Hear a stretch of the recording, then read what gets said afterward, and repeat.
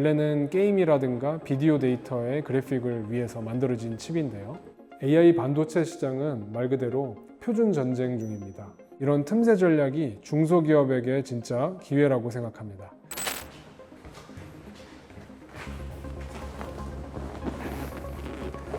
안녕하세요.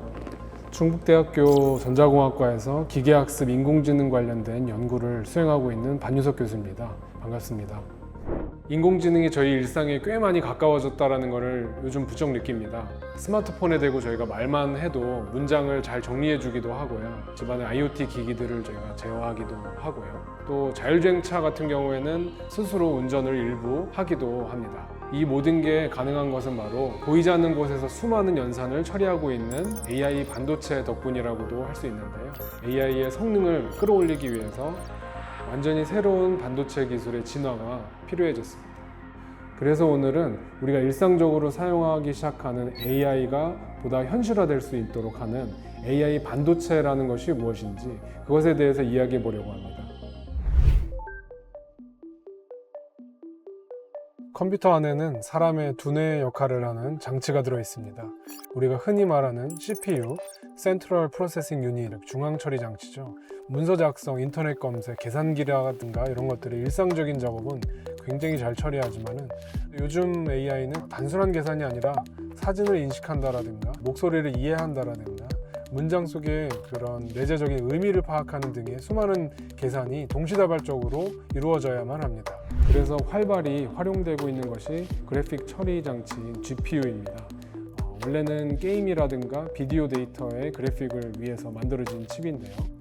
GPU는 여러 개의 장면들을 동시다발적으로 계산할 수 있는 장점이 있기 때문에 AI 학습에도 속도를 높이는 데 굉장히 기여하고 있습니다. 그런데 요즘 AI는 더 똑똑해지고 있죠. 연산 또한 굉장히 복잡해지고 있다는 뜻인데요. 우리가 문장 속에 아주 감정을 인식한다라든가 그런 문맥을 파악한다라든가 여러 가지 정교화된 기능들을 수행하고 있는데 GPU만으로는 사실은 그 연산하는 과정에서 한계점이 또 분명히 있습니다. 그래서 등장한 게 바로 NPU, Neural Processing Unit, 다시 말해 AI 전용 뇌가 되겠습니다. NPU는 인공지능 모델의 연산에 특화된 틀 안에서 한 장면을 통째로 맞추듯이 인공지능 모델 내에 복잡한 여러 가지 종류의 연산을 빠르고 훨씬 적은 전력을 소모하면서 계산할 수 있게 해주는 칩입니다. 우리가 흔히 아는 반도체는 데이터를 저장하는 메모리 반도체인 경우가 많죠. 스마트폰에 들어가는 저장 장치나 컴퓨터의 램처럼 정보를 기억하는 역할을 합니다. 하지만 AI 반도체는 조금 다른데요. 정보를 받아들이고 분석을 해서 행동으로 옮기는 데까지의 역할을 수행하는 칩이라고 볼 수 있습니다. 그래서 AI 반도체는 시스템 반도체에 속합니다.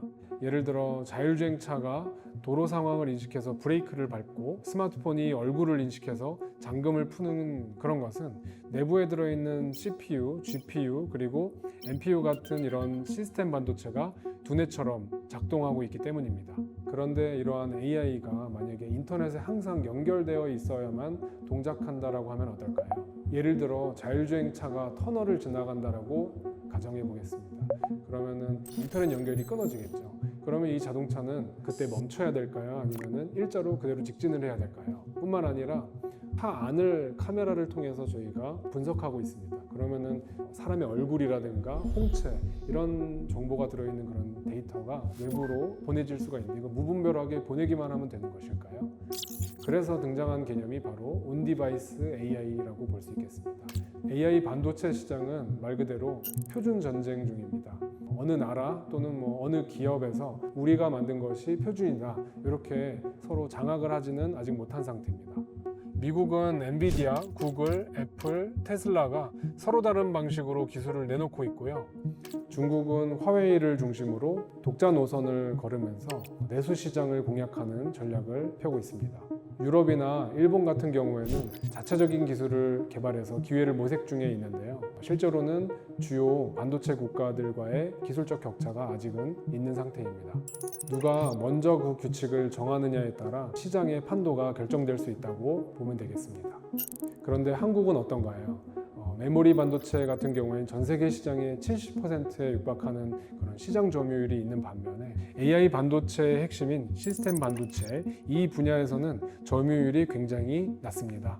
하지만 아직 승부는 끝나지 않았다고 볼 수 있습니다. 표준이 아직 정해지지 않았기 때문에 누구에게나 기회가 있다라고 볼 수 있습니다.